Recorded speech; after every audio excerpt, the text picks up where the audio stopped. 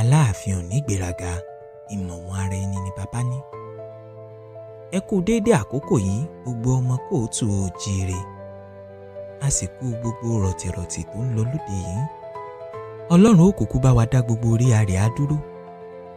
Ṣùgbọ́n ká tó kó gbogbo ìṣòro wa lé Olódùmarè lọ́rùn, ó ṣe pàtàkì ká kọ́kọ́ lo làákàyè tó fún wa fi tún àwùjọ wa ṣe. Èèyàn ò lè lọ́kọ́ nílẹ̀ kó máa fọwọ́ ara rẹ̀ kó mí. Olódùmarè ò lè fún wa ní làákàyè tó lágbára tó yìí ká tún ní kó wá bá wa tún ayé ṣe. Ó ṣẹ̀yìn náà ṣẹ́ ó gbarú ẹ̀. Kẹ́rán mọ nílé ìwé jáde yunifásitì kọ́mọ òun tún wá ní ẹ máa bá òun tú sí ìbò ṣòkòtò òun fẹ́ tọ̀ láì ṣàárẹ̀ tàbí ní ìjákulẹ̀ làákàyè. Ìdìrín ọmọ nù Ọlọ́run má jẹ́ á bá wọn bírú ẹ̀. Lórí ìjà àgbà tó ń lọ láàrin àwọn ọba wa, mo ti sọ ọ́ tẹ́lẹ̀ nínú àwọn fídíò tí mo ti ṣe ṣáájú pé Awikonko lè kó ẹ̀dá tó dá gbogbo rọ́tìrọ̀tì sílẹ̀ nínú ìran wa. Awikonko lẹni tó kọjú sígbó kọ̀dí sígboro ṣu imíkímí tó lè da ayé ìran Yorùbá rú fún odidi 100 ọdún míì sísìn. Bóyá ọ̀gá àwọn jọ́nálìsì yìí wá mọ̀ pé ohun tí wọ́n ṣe burú tó bẹ́ẹ̀, èyí lẹ́nìkan ò lè sọ. Ṣùgbọ́n ohun tó dájú ni pé ìfàsẹ́yìn tí àìníṣọ̀kan tó ń ró dùgbẹ̀dùgbẹ̀ lórí ìran Yorùbá lásìkò tó yẹ ká ṣètò ọjọ́ iwájú ò ṣeé gbé lórí ìdíwọ̀n rárá, débi pa ó sọ pé bákan ni ó ṣe rí. Ìwọ̀nba sì lálé dá Awikonko lẹ́bi mọ́, torí bí ògiri ò bá lanu, aláǹgbá ò lè ríbi wọbẹ̀. Èèpà sì ń para ẹ̀ ni, ó lóun ń pajá. Bí ajá bá kú tán kí lè pa ó jẹ. Òjò ń payọ̀, inú òrì ń dùn. Òrì gbàgbé pé bójò bá pa iyọ̀ tán tó domi, òòrùn ń bọ̀ wá pa gbooru gbígbóná lé òun lórí. Ẹ wá jẹ́ àkọ́kọ́ lé ẹlẹ́yọ̀rọ̀ tó fẹ́ jà wá lólè adìẹ lọ ná, ká tó wá fàbọ̀ bádìẹ tó fẹ́ fi ara rẹ̀ lé kọ̀lọ̀kọ̀lọ̀ lọ́wọ́. Àwọn èèbó bẹ̀rẹ̀ iṣẹ́ ìwádìí lórí bí ọ̀rọ̀ òpònú ṣe ń tà létí aráyé, tí ọ̀pọ̀ èèyàn ó sì gọ́ lọ ṣùà lórí ọ̀rọ̀ tó jẹ́ pé bí èèyàn bá jókòó rò ó yóò máa ṣe mọ̀ pé tí ọ̀pọ̀ èèyàn lè wá farabalẹ̀ gọ̀ tó báyìí. Òyìnbó Jámánì kan Friedrich Nietzsche ṣèwádìí ọ̀rọ̀ ọ̀hún títí ó sì forí ẹ̀ gúnlẹ̀ síbi pé ọ̀rọ̀ òmùgọ̀ kì í nílò kéèyàn lo làákàyè rẹ̀ púpọ̀. Kò sì sẹ́ni tí fẹ́ kí wọ́n pe òun ní wèrè tí dá inú ti ẹ̀rù. Ohun tí ọ̀pọ̀ èèyàn bá ń sọ lòun náà ní láti sọ kóun náà lè dàbí ara wọn. Ọdún 1886 ló kọ àwọn ọ̀rọ̀ yìí sínú ìwé rẹ̀ tó pè ní Beyond Good and Evil. Lọ́dún 1951 tí ò tí ì pẹ́ jù yìí, lóyìnbó onímọ̀ ìjìnlẹ̀ nípa àwùjọ ní Solomon Asch ṣiṣẹ́ ìwádìí kan. Ó kó èèyàn 9 sínú ilé láti béèrè ọ̀rọ̀ tó jẹ́ pé ìdáhùn sí i kò ṣòro rárá. Kódà ìdáhùn ìbéèrè míì rọrùn débi pé àrùn ojú ni kì í ṣe ti làákàyè rárá. Ṣùgbọ́n nínú àwọn 9 yìí, àwọn 8 ló ti pè sẹ́yìn pé kí wọ́n mọ̀ọ́mọ̀ ṣí ìbéèrè náà. Ìdáhùn kan náà tí kò sì tọ̀nà yìí ni kí wọ́n jọ sọ. Ǹjẹ́ ẹ mọ ohun tó ti dí ìwádìí jáde? Púpọ̀ nínú àwọn tí Solomon ò bá sọ̀rọ̀ ni wọ́n tẹ̀lé ìdáhùn ọgọ́rọ̀ èrò, bó tilẹ̀ jẹ́ pé ìdáhùn ọ̀hún ò tọ̀nà. Bí àwọn èèyàn bá ti ń hó pé ọ̀nà kan ló tọ̀nà, ṣàṣàlẹ̀ èèyàn tí ìjòkó ronú wò pé ṣé lóòótọ́ ló tọ̀nà nínú làákàyè àbí kò tọ̀nà kí wọ́n tó tẹ̀lé. Ó ṣe ìwádìí wọ ọdún 1956 kó tó gbé e jáde láwùjọ àwọn onímọ̀ tí wọ́n ń ṣàgbéyẹ̀wò bí làákàyè èèyàn ṣe ń ṣiṣẹ́ nínú àwùjọ. Ohun tí èsì ìwádìí fi hàn bí a bá gbé e lórí àwùjọ ni pé bí ọ̀pọ̀ èrò bá fi ń pariwo nǹkan kan náà nípa ẹnìkan, nǹkan kan náà yìí náà ni gbogbo ayé ò máa rán mọ́nu nípa onítọ̀hún. Ó dàbí ò bá rí bẹ́ẹ̀. Agbára tí mídíà wá ní rèé, ìyẹn olùgbétòsáfẹ́fẹ́ tó lè bá ọ̀pọ̀ èrò sọ̀rọ̀ lẹ́ẹ̀kan ṣoṣo. Bí wọ́n bá fi lè pe ẹnìkan lẹ́ni ibi, ó dàbí kì í bá ṣe ẹni ibi. Tí àwọn èèyàn tó gba tí wọ́n sì ń rán mẹ́nu pé ẹni ibi lonítọ̀hún láì kọ́kọ́ ṣàgbéyẹ̀wò nínú làákàyè wọn kí wọ́n tó sọ̀rọ̀. Kò sí ojú táyé ò fi máa wo onítọ̀hún bí kò ṣe ojú ẹni ibi tí mídíà tẹ̀ mọ́ lára lọ. Ó dàbí onítọ̀hún jẹ́ ẹni ire. Ó wá kù kinní kan tá a pè ní propaganda lédè èbó. Ó ṣeé ṣe kẹ́ ti gbọ́ lẹ́nu ìgbà tí gbogbo rédèrèdè tó ń lọ lórí ẹ̀rọ ayélujára yìí bẹ̀rẹ̀. Ìròyìn nípa èèyàn tàbí nǹkan kan ni propaganda. Ṣùgbọ́n wọn ò lè túmọ̀ rẹ̀ dáadáa láì kọ́kọ́ ṣàlàyé pé ó pín sí méjì. Àkọ́kọ́ ni propaganda dúdú, èkejì rẹ̀ sì ni propaganda funfun. Propaganda dúdú ni láti ṣe àṣàyàn àti àgbéjáde àwọn ìròyìn ibi nípa ẹnìkan tàbí nǹkan kan káyé lè kórìíra ẹni tàbí nǹkan náà. Propaganda funfun ni láti ṣe àṣàyàn àti àgbéjáde àwọn ìròyìn rere nípa ẹnìkan tàbí nǹkan kan káyé lè fẹ́ràn ẹni tàbí nǹkan tá à ń ròyìn nípa ẹ̀. Bí ẹ bá wá wò ó pẹ̀lú ohun tá à ń sọ bọ̀ tẹ́lẹ̀ pẹ̀lú agbára mídíà, ẹ ó rí i pé olùgbétòjáde lè fi propaganda dúdú ba ayé ẹni dáadáa jẹ́, táwọn èèyàn ò sì ní rí nǹkan míì sọ nípa onítọ̀hún ju pé ẹni ibi sàn án ni. Gẹ́lẹ́ bí wọ́n ṣe lè fi propaganda funfun sọ ẹni ibi di ẹni rí, ó dàbó tilẹ̀ jẹ́ pé ẹni èèyàn ń sá fún lonítọ̀hún. Bó bá ti di pé kìkìdá ìròyìn ibi ni wọ́n ń ròyìn nípa ẹnìkan, ó ṣe pàtàkì láti bẹ̀rẹ̀ sí í dá inú rò ká tó ṣe ìpinnu, kó má jẹ́ pé àṣàsí propaganda ló ń mú wa tá a fi fẹ́ kórìíra onítọ̀hún. Àbí èèyàn ṣe é burú títí tí kò ní níbi tó dáa sí, èèyàn sì ṣe é dáa títí tí kò ní lálébù. Ohun tí ìkànnì Awikonko TV ń ṣe lórí Aláàfin tó wà lórí oyè lọ́wọ́lọ́wọ́ rèé, lórí ìtẹ́ tí Aláàfin jókòó lé àti gbogbo Ọ̀yọ́ lápapọ̀. Lóòótọ́ ìkànnì Awikonko TV nìkan kọ́ ló ń ṣe é lónìí o, ṣùgbọ́n lórí ìkànnì Awikonko gan-an ló ti bẹ̀rẹ̀. Gbogbo àwọn tó kù ò yàtọ̀ sájá tó ń gbó nítorí pé wọ́n gbọ́ pé ajá alé kejì ń gbó, ó tilẹ̀ jẹ́ pé wọn ò rí ohun tí ajá alé kejì ń gbó mọ́. Kò sí ohun tá a torí ẹ̀ gbé lójú mi kalẹ̀ bí kò ṣe láti fi dẹ́kun híhó mídíà lóhùn kan náà bí ẹyẹ ẹ̀gà, láti fi ọ̀nà míì tí ayé lè gbà rí nǹkan hàn wọ́n, kí wọ́n má lè pe ẹni tó lè dá inú ara rẹ̀ rò ní wèrè. Ẹ jẹ́ ká kọ́kọ́ bẹ̀rẹ̀ lórí ẹni tí Awikonko ṣe gan-an. Lójú àwọn kan, bíi kí Aláàfin lọ dọ̀bálẹ̀ fún Ọọ̀ni ní ìrẹ́pọ̀ tó lè wáyé nílẹ̀ Yorùbá. Àwọn kan ní kí n má dá Awikonko lẹ́bi, ààrẹ Almaroof ní ká dìmú, ṣùgbọ́n gbogbo àlàyé yìí ni mo ti ṣe nínú fídíò tí mo pe àkọlé rẹ̀ ní Awikonko leko ẹ̀dá tó dá gbogbo rògbòdìyàn yìí sílẹ̀. Bí ààrẹ Almaroof ṣe ṣe fídíò tó ti rí Ọọ̀ni fín ní gbogbo ayé tó fi dórí àwọn ọmọ Ọ̀yọ́ kẹnu lé, ó sì ṣe fídíò tọrọ àforíjì tó fi bẹ Ọọ̀ni. Lẹ́yìn ẹ̀ ló tún lòun wá Ọọ̀ni kan lọ́jọ́ ìwúyè Aláàfin tó sì lọ dọ̀bálẹ̀ láti fẹnugbolẹ̀ níbẹ̀.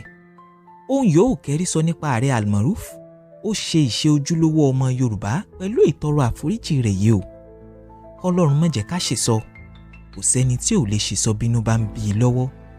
Ṣùgbọ́n ohun tá a fi mọ ọmọlúàbí ni láti bẹ̀bẹ̀ tọrọ àforíjì bí a bá ṣèsọ. Ẹ wá jẹ́ ká padà sọ́dọ̀ eku tó dá yìí lẹ̀ tí í jẹ́ dá. Kí n tó rìn jìnnà, mo fẹ́ ká jọ ṣàgbéyẹ̀wò ọ̀rọ̀ kékeré kan. Mo fẹ́ lọ kí ọ̀rẹ́ mi nílé. Mo dé ẹnu ọ̀nà rẹ̀, ajá bẹ̀rẹ̀ sí í gbómi lẹ́nu ọ̀nà. Ọ̀rẹ́, ó wá mú ajá rẹ̀ sókè ń lè rí lè rẹ̀ wọ̀. Ọ̀rẹ́ lòun kọ́ lòun lajá. Ajá tún ní lóòótọ́ ọ̀rẹ́ mi kọ́ ló ràn òun níṣẹ́, iṣẹ́ ara òun lòun ń dájẹ́. Ṣó yẹ kí n wálé ọ̀rẹ́ mi láì mú ẹ̀bùn dání? Ṣó yẹ kí n wálé ọ̀rẹ́ mi láì dígbá, láì dágbọ̀n, láì ṣe kòkò bàbá àsásùn? Ǹjẹ́ bó bá tiẹ̀ yẹ kí n fún ọ̀rẹ́ mi ní nǹkan, tàbí ó wù mí láti fún un nínú ọkàn mi, ṣé inú ajá yìí ló yẹ kí n ti gbọ́ ọ? Ẹ máa ronú sọ̀rọ̀ yìí bí a ṣe ń bọ̀rọ̀ bọ̀. Nígbà tí mo rí fídíò Awikonko tó sọ pé Aláàfin ò kí Ọọ̀ni lọ́jọ́ ìwúyè, mo ṣèwádìí ẹni tí Awikonko ṣe gan-an lórí Google. Ohun tí mo sì kọ́kọ́ rí ni fídíò ibi tí Awikonko ti ń bẹ̀bẹ̀. Ǹjẹ́ kí ló sì fa ìdí ẹ̀bẹ̀? Awikonko lọ ṣe rẹ́kọ̀dù fi bàyàn lórúkọ jẹ́, onítọ̀hún sì gba kóòtù lọ. Rẹ́kọ̀dù ọ̀hún rèé.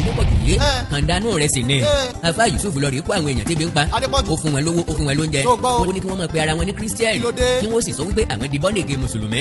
Ọ̀gbẹ́ni Yusuf Adépọ̀jù, ọmọ mistake tó ṣe, kò bá ti gbé ìsọjí rẹ̀ tàbí wá sí ìta gbangba rẹ̀ wá sílé Ifẹ̀, tàbí kí n tiẹ̀ sọ wípé kò bá ti jẹ́ àsìkò tí mo wà nílé Ifẹ̀. 82 Christian converted to Islam, Ìmọ̀dákẹ́kẹ́ Ọ̀ṣun state. Ọ̀rọ̀ kí ló fẹ́ sọ tó fẹ́ mú fún wọn? Ìwọ tọrọ ò dá lẹ́nu rẹ̀, kẹgbẹ́ ọ̀rọ̀ lẹ́nu wèrè tó pe ara rẹ̀ ní Yusuf Adépọ̀jù. Àní àníkà ò sí, ó yẹ ká sọ ọ́ lókùtà gbani. Ọ̀gbẹ́ni Yusuf Adépọ̀jù, wèrè ní ọ́, ọ̀kàn tí ìwọjà ni, irun gbẹ ẹnu yàwó lóru pé wọ́n fi ń jẹ́ mùsùlùmí, àbí ẹnu rẹ̀ dẹ̀rẹ̀dẹ̀rẹ̀ bí àpò bùbá, orí rẹ̀ ò gbé, kọ́kọ́rọ́ orí rẹ̀ ti sọnù, inú rẹ̀ bu òróòrùn sá, àlọ́ fọ́nú, dẹ̀dẹ̀rẹ̀ ni ọ́. Fídíò Awikonko níbi tó sì ti ń bẹ̀bẹ̀ rèé. Yusuf Adépọ̀jù, Akadip ni wọ́n jáde pẹ̀lú petition, another petition. You now ask me pé so what here? I will equally tell you that all what here? Malam Yusuf Adépọ̀jù is a public figure, a scholar with many followers. Gbogbo nǹkan tó bá ṣẹlẹ̀ nínú ìrìn àjò ayé ẹ wà sensitive. Bí wọ́n ṣe ń try láti protect orúkọ ẹ, Malam Yusuf gbìyànjú láti protect orúkọ wọn. Mo ń bẹ̀ yín nínú àánú Ọlọ́run. Níwọ̀n bàgbà tó jẹ́ pé kò sí nínú wa tó tó Ọlọ́run, a dẹ̀ nígbàgbọ́ pé ẹlẹ́ṣẹ̀ ni wá. A dẹ̀ nígbàgbọ́ pé kò sí olùforí ẹ̀ṣẹ̀ jìn tó ju Ọlọ́run lọ, Yagafar. Ọba tá ń ṣẹ̀, tá ń bẹ̀ tí ń dáríjì wá, ọba tó dá ẹ̀ṣẹ̀ tó wá dá àforíjì sẹ́gbẹ̀ẹ́ rẹ̀. Mo bẹ̀ yín o, torí Ọlọ́run, ẹ foríjì mi. Malam Yusuf Adepoju, you are just too great. Nínú ìwádìí kan náà, Google tún jẹ́ kó yé mi pé Ọbásanjọ́ ti gbé Awikonko lọ sílé ẹjọ́ rí lórí àwọn irọ́ tó pamọ́. Ibẹ̀ gan ló ti wá yé mi irú olùgbétòsáfẹ́fẹ́ tí Awikonko ṣe.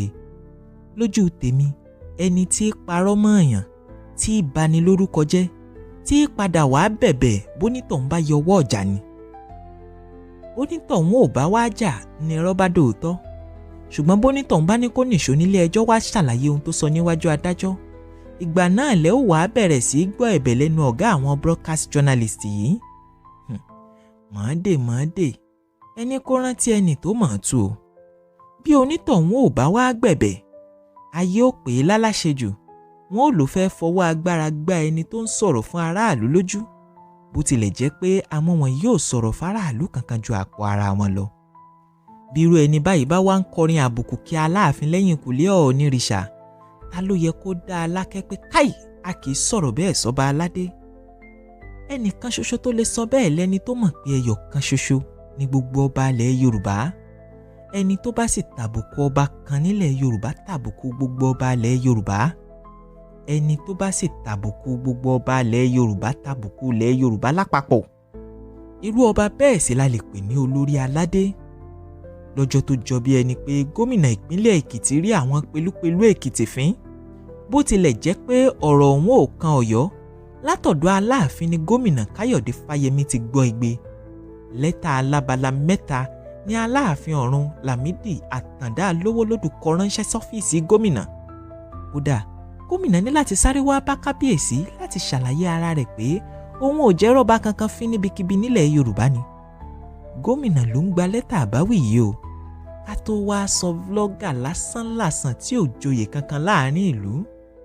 Ẹ̀yin ọba ilẹ̀ Yorùbá, ẹ ò rí báyìí pé àṣẹ táwọn bàbá ńlá yín fi lé yín lọ́wọ́ tẹ́ fi yàtọ̀ sí àwa èèyàn tó kù tí ń kú lọ lójú ẹ̀mí yín. Ìwọ̀nba ọ̀wọ́ adé tó wà lára yín ẹ sì ṣe bẹ́ẹ̀ gbé wọ blọ́gà. Ó mà ṣe o. Ikú bọlá jẹ́. Lámídì Àtàndá níròyìn ará ayé bá ń dé àjòlé ọ̀run. Ò bá wẹ̀yìn wò kó ohun tí Yorùbá dà lẹ́yìn rẹ̀. Awikonko ní Ọọ̀ni kọ́ ló rán òun níṣẹ́. Iṣẹ́ ara òun lòun ń jẹ́ láti tàbùkù Aláàfin lórúkọ Ọọ̀ni. Bẹ́ẹ̀ a ò sì gbọ́ látẹnu àwọn bàbá wa nífẹ̀ẹ́ kí wọ́n ní káì a kì í sọ̀rọ̀ báyìí sórí adé. Bí aáwọ̀ bá tiẹ̀ wà láàrin àwa aládéládé, nígbìmọ̀ ládéládé la ó ti yanjú ẹ̀. Àwọn aládé ni ó dá sí i, àwọn aládé ni ó sì parí ẹ̀. Irú ọ̀rọ̀ báyìí ò mọ̀ tí Ilé Ifẹ̀ jáde. Ìgbà tí lẹ́tà ó ti ọ́fíìsì Ọọ̀ni dé ọ̀dọ̀ Awikonko, èyí lohun tí lẹ́tà náà sọ. Mo wá ní bàbá mi náà kí mi. Jẹ́gbẹ́ni bí àti àpò olórí aládé gbogbo. His Imperial Majesty Ọba Adéyẹyè Babátúndé Àkàndé ẹni ìtàn Ògúnwùsì. Ọ̀lẹ́wà lówó. Ọba tó lẹ́sìn mẹ́rìndínlógún tí mẹ́jọ ń joko tí mẹ́jọ ń saláì rí jẹ. Onítòkè làrẹ́ lágbèfẹ̀ níjà ayíkítí ogun ìtìrí ogun. Ẹgbọ́n nǹkan tí bàbá sọ nínú àtẹ̀jáde tó jáde láti ọwọ́ amúgbálẹ́gbẹ̀ àti agbẹnusọ wọn lórí ètò ìròyìn àtọ̀rọ̀ tó jẹ máràlú. Ọọ̀ni congratulates Adéoyè Abẹ́fẹ́ Awikonko Àkàndá ọ̀rọ̀ at 50.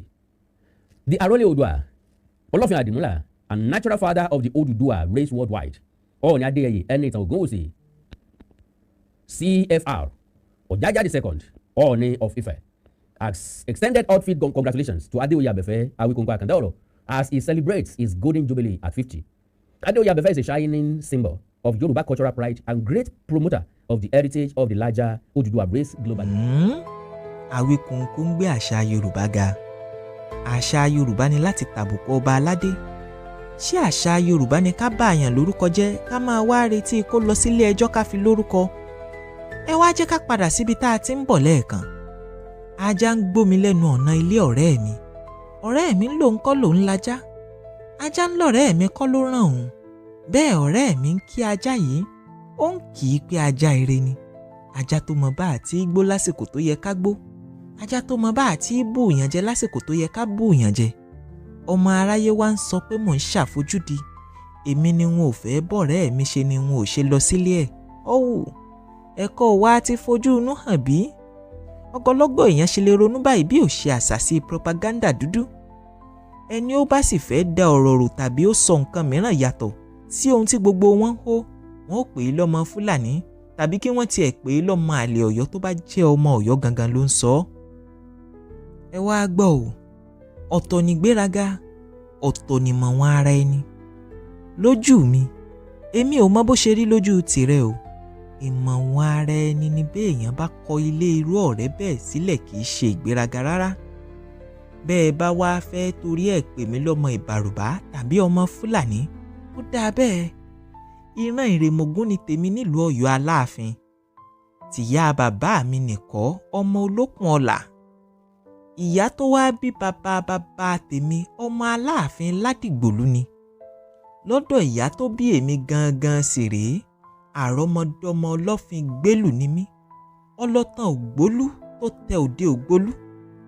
O ò gbọ́dọ̀ délùú tí wọ́n ti bí ìyá mi kó o lóun lọ Ifẹ̀. Wọ́n ó béèrè pé o wà nífẹ̀, ó sì tún ń béèrè Ifẹ̀. Bí mo bá sì jọ máa lé Yorùbá nítorí wọn ò rí nǹkan bẹ́ẹ̀ ṣe rí, eyín náà dáa. Lójú mi la pè é, kì í ṣe lójú ọ̀gọ̀ọ̀rọ̀ èèyàn tí ò lè dánúrò fúnra wọn. Ẹ̀yin mídíà èdè bàbá wa nílé Ifẹ̀ níṣẹ́ láti ṣe o.